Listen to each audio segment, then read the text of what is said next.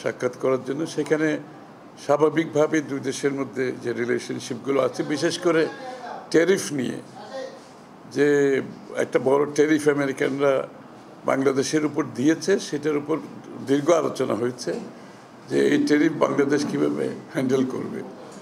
তো বিএনপির পক্ষ থেকে আমাদের মতামত জানতে চেয়েছে ট্যারিফের ব্যাপারে, এবং আমরা এই ব্যাপারে সরকারের সাথে সহযোগিতা করে ট্যারিফের ব্যাপারে আমেরিকার সাথে যে ইস্যুটা আছে এটার একটা সলিউশন করা দরকার। এই আলাপটা হয়েছে, গুরুত্বপূর্ণ আলাপ এটা। কারণ বাংলাদেশের ট্যারিফ যদি ওখানে উচ্চ মূল্যের ট্যারিফ যদি ওখানে বাড়িয়ে দেওয়া হয়, তাহলে তো আমাদের গার্মেন্টসের রপ্তানি চরম ক্ষতিগ্রস্ত হবে। এটা অত্যন্ত গুরুত্বপূর্ণ। এই বিষয়ে দীর্ঘ আলোচনা হয়েছে।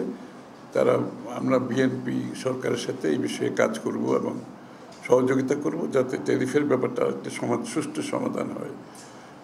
এটা একটা দিক। আরেকটা হচ্ছে স্বাভাবিকভাবে বাংলাদেশের নির্বাচন, আগামী দিনের নির্বাচন, এবং এই ক্ষেত্রে আমাদের বিএনপির প্রস্তুতি সহ আমাদের মতামত, এবং তারেক রহমান সাহেবের বৈঠকটা অ্যাপ্রিসিয়েট করা হয়েছে, যে লন্ডনে যে বৈঠকটা হয়েছে তারেক রহমান সাহেব এবং চিফ অ্যাডভাইজারের সাথে, সেই মিটিংয়ের গুরুত্ব তারাও অনুধাবন করতে পারছে, এবং সেই মিটিংয়ের ফলে যে একটা বড় ধরনের দেশের মধ্যে একটা স্বস্তি আসছে এবং নির্বাচনমুখী হয়েছে, সেটাও আলোচনায় আসছে।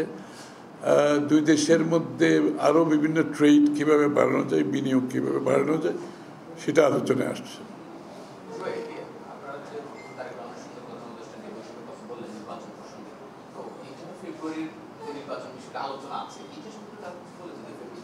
হ্যাঁ, ফেব্রুয়ারি ইলেকশনের ব্যাপারে একটু যে একটা মোটামুটি একটা জায়গায় এসেছে নির্বাচনের দিনক্ষণ নিয়ে, এটা তো একটা স্বস্তির ব্যাপার। সবাই জানে যে ডেমোক্রেটিক ট্রান্সফরমেশন আমরা যেদিকে যাচ্ছি সেটার একটা দিনক্ষণ মোটামুটি একটি সিদ্ধান্তে আসা গেছে ফেব্রুয়ারি।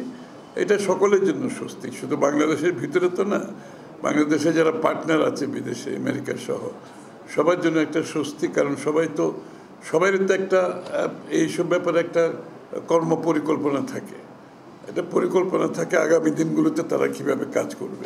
সুতরাং নির্বাচনের দিনক্ষণ ঠিক হওয়াটা সকলের জন্য সিদ্ধান্ত নিতে, তাদের ভবিষ্যৎ কর্মপন্থা কী হবে, কর্মকাণ্ড কী হবে, সেই সিদ্ধান্ত নিতে এটা অনেক সহজ হয়ে যায়।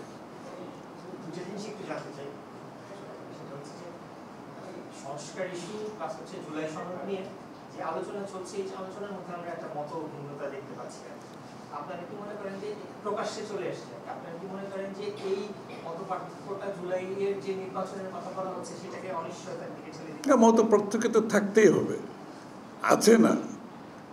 আমরা কতগুলো দল, কতগুলো দর্শন, চিন্তা ভাবনার উপর, প্রত্যেকটি দলের একটা নিজস্ব চিন্তা ভাবনা দর্শন আছে।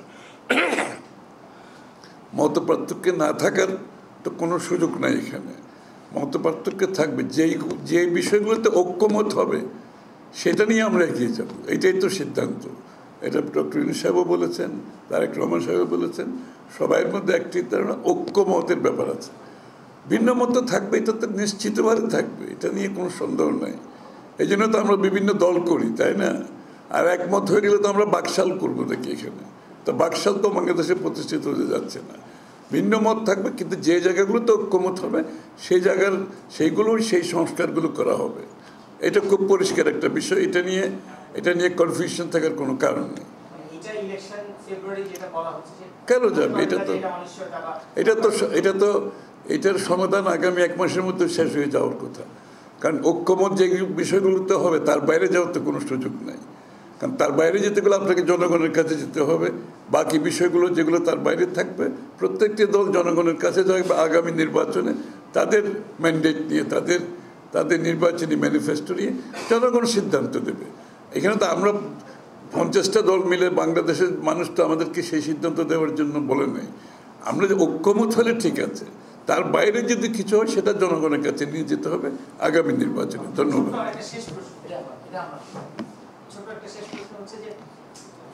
বিগত যে 3টা নির্বাচন হয়েছে, কেমন নির্বাচন হয়েছে সেটা সবাই জানে।